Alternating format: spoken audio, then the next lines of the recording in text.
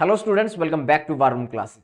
Class 10 social science का sample paper solve कर रहे थे, तो 1 मार्क्स वाले, 2 मार्क्स वाले और 3 मार्क्स वाले क्वेश्चंस जो हैं वो हमने निपटा दिए थे। अब बात करते हैं हम 5 मार्क्स के क्वेश्चन, जो लॉन्ग क्वेश्चंस हैं उनकी बात करते हैं। तो चलिए हमारे क्वेश्चन को स्टार्ट करते हैं।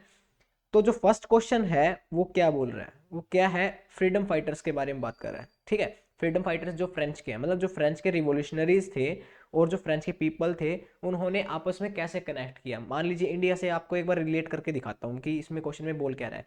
जैसे कि इंडियन और ब्रिटिशर्स थे, तो इंडियन ने खुद को यूनाइट कैसे किया ब्रिटिशर्स से लड़ने के लिए, ऐसे ही जो फ्रेंच रेवोल्यूशनरीज थे उन्होंने फ्रेंच पीपल को कैसे कनेक्ट किया। ठीक है, ये बोल रहा है क्वेश्चन। इसमें हमें 5 पॉइंट्स लिखने होते हैं हर एक उसमें। अगर छोटे पॉइंट लिखोगे तो बैड इंप्रेशन पड़ेगा, तो 5, अगर आपके पास छोटे पॉइंट्स है ना तो आप 7 पॉइंट लिख दीजिए। अगर आपके पास बड़े पॉइंट्स है तो आप 5 पॉइंट से काम चला लोगे।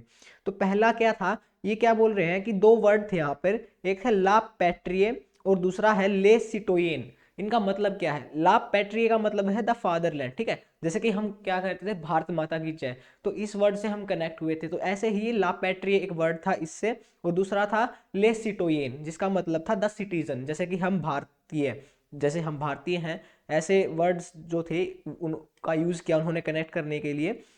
और जो दूसरा क्या है कि फ्रेंच फ्लैग, एक फ्लैग लॉन्च किया उन्होंने, जो पिछला उनका रॉयल फ्लैग था उनको उसको हटाकर उन्होंने एक नया फ्लैग लॉन्च किया जो जिसमें ट्राई कलर था। ठीक है, ये पॉइंट भी लिख सकते हैं हम, 2 पॉइंट हो गए हमारे। ठीक है, जो एस्टेट जनरल था ना, अब वो करंट जो सिटीजन थे, मतलब जो एक्टिव सिटीजन थे ना, उनके द्वारा इलेक्ट किया गया। ठीक है, और जो उसको रिनेम कर दिया गया एज ए नेशनल असेंबली। ठीक है, नई नई भजन्स, नए नए ओथ दिलाई गई उन्हें। ठीक है, ये सब था, जो ये सब पॉइंट है ये आप लिख सकते हो। तो ज़्यादा मुश्किल क्वेश्चन नहीं है, ये आप इजीली कर सकते हो। लेकिन जो अगला इसके और में क्वेश्चन दे रखा है ना, वो थोड़ा सा टफ पड़ता है। टफ क्यों पड़ता है, जिसको ये पता है ना, ओटो वोन बिस्मार्क, ओटो वोन बिस्मार्क के बारे में जिसको पता है वो तो इस क्वेश्चन को इजीली अटेम्प्ट कर लेगा। लेकिन ओटो वोन बिस्मार्क के बारे में जिसे नहीं पता ना, वो ये क्वेश्चन नहीं कर सकता। ठीक है, तो ऊपर वाला जो क्वेश्चन है वो इससे थोड़ा सा इजी पड़ता है। तो अब आप क्या लिख सकते हो, Prussia took on the leadership of the movement of national unification. ठीक है, वो अपने आप को यूनाइट करना चाहते थे, तो जो प्रुशिया थी, प्रुशिया ने स्टार्ट किया था। और जो चीफ मिनिस्टर था वहाँ का, ओटो वोन बिस्मार्क, वो एज ए आर्किटेक्ट था। ठीक है, एज ए आर्किटेक्ट उन्होंने रोल किया वहाँ की ब्यूरोक्रेसी और को सेटअप करने में, जर्मनी की ब्यूरोक्रेसी सेटअप करने में। ठीक है, उन्होंने खुद की आर्मी और ब्यूरोक्रेसी का यूज करके जर्मनी को मतलब बनाना स्टार्ट किया। तो ये आप सारे पॉइंट्स लिख सकते हो। अब नेक्स्ट जो बात करते हैं ना, वो क्वेश्चन है मैन्युफैक्चरिंग सेक्टर। ठीक है, मैन्युफैक्चरिंग सेक्टर जो है वो बैकबोन है कैसे इकोनॉमिक डेवलपमेंट में। तो मैन्युफैक्चरिंग जो है वो सबसे ज़्यादा एम्प्लॉयमेंट प्रोवाइड करती है। ठीक है, manufacturing industries help in modernising agriculture. अब मान लीजिए मॉडर्न मॉडर्न मशीन्स है, ठीक है, वो कहाँ से बनेंगी, वो मैन्युफैक्चरिंग इंडस्ट्रीज से बनेंगी। और मैन्युफैक्चरिंग इंडस्ट्रीज जैसे कि फैक्ट्रीज हैं जो जो मशीन्स को बनाती हैं, ऐसे ही HYV सीड्स को बनाती हैं। तो ये सब जो है मैन्युफैक्चरिंग सेक्टर से होता है। तो ये क्या है, एग्रीकल्चर में हेल्प करता है। ठीक है, it helps in reducing heavy dependence on the people on the agriculture income.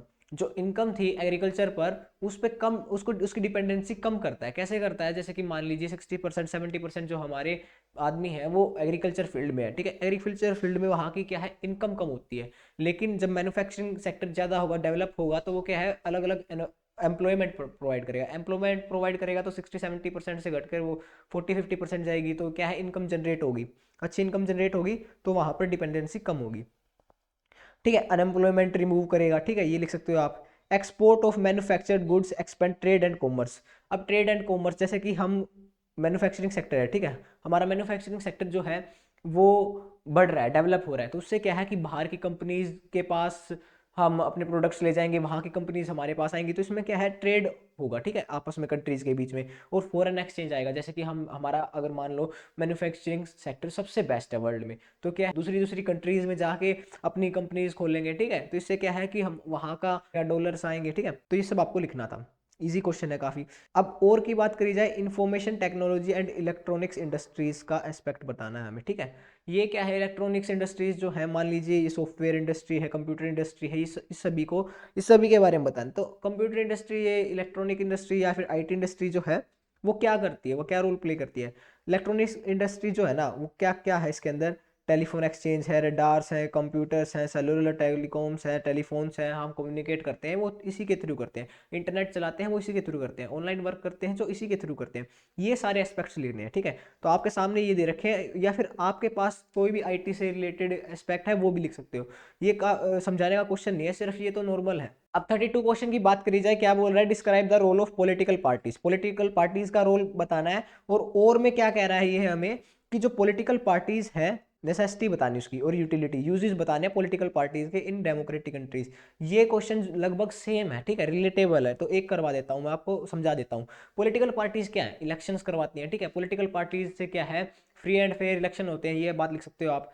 Political parties से क्या है कि डेमोक्रेसी को बढ़ावा मिलता है। कैसे, कि मान लीजिए एक ही पॉलिटिकल पार्टी है तो वहां पर वो अपना रूल चलाएंगे, ठीक है, जो रूल्स एंड रेगुलेशन है वो खुद के होंगे, सिटीजन के को कम राइट्स देंगे, ठीक है, वो अपना ज़्यादा प्रॉफिट सोचेंगे। तो अगर पॉलिटिकल पार्टीज ज़्यादा हैं तो वहाँ पर कंपटीशन होगा, और वहाँ पर क्या है, डेमोक्रेसी ज़्यादा होगी, ठीक है, अच्छे अच्छे रूल्स एंड रेगुलेशंस बनाए जाएंगे, और जो पॉलिटिकल पार्टीज है वो पावर को शेयर कर पाएंगी। ये सब आपको लिखना है, ठीक है। और जो ये पब्लिक ओपिनियन है इसको शेप देंगी, इसमें जो पॉइंट्स लिख रखे हैं ये भी लिख सकते हो, और जो मैंने बताई वो भी लिख सकते हो।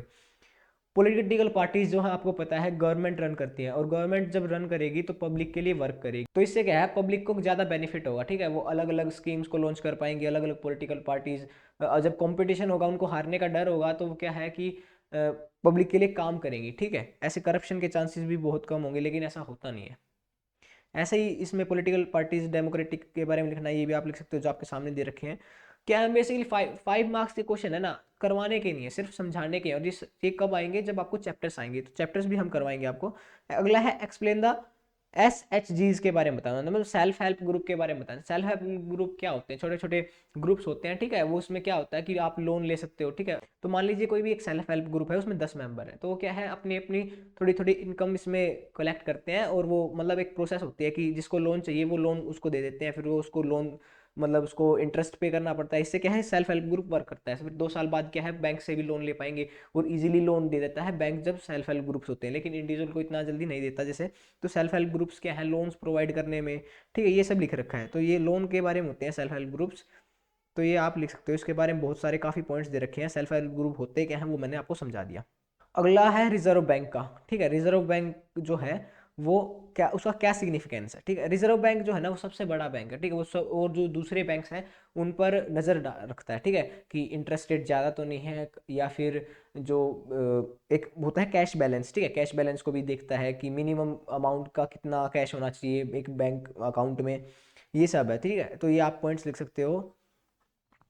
सेक्शन ई की बात करें, ठीक है, इसमें केस बेस्ड क्वेश्चन होते हैं। आपको पूरा पैराग्राफ पढ़ना है, उसके नीचे क्वेश्चंस दे रखे हैं, जैसे कि एक टाइप से कॉम्प्रिहेंशन होता है, ठीक है।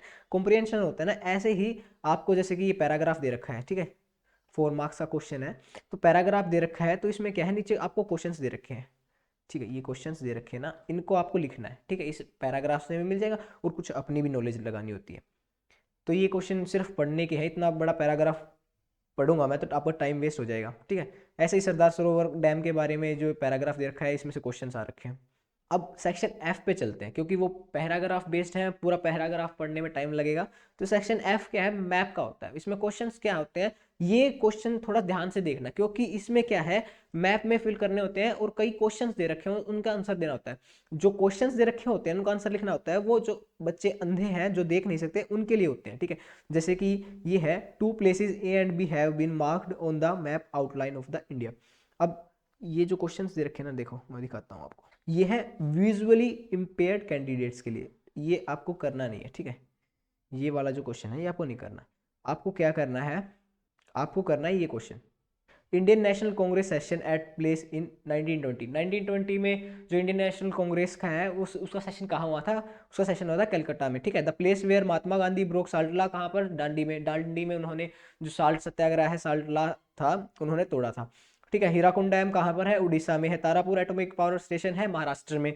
ये सब आपको याद करने हैं, ठीक है। आपको जो मैप्स में ज्योग्राफी में क्वेश्चंस दे रखे हैं बुक में, वो आपको सभी याद करें। कोची पार्क कहाँ है, केरला में। नोएडा सॉफ्टवेयर टेक्नोलॉजी पार्क कहाँ है, उत्तर प्रदेश में।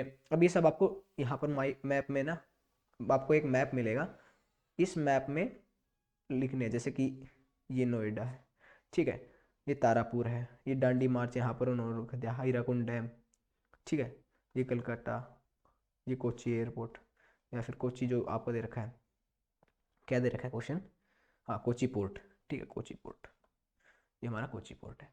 तो इस तरह के क्वेश्चन आएंगे 5 मार्क्स के। तो आज के लिए बस इतना ही, मिलते हैं नेक्स्ट वीडियो में, अपने दोस्तों के साथ शेयर करना। Thank you.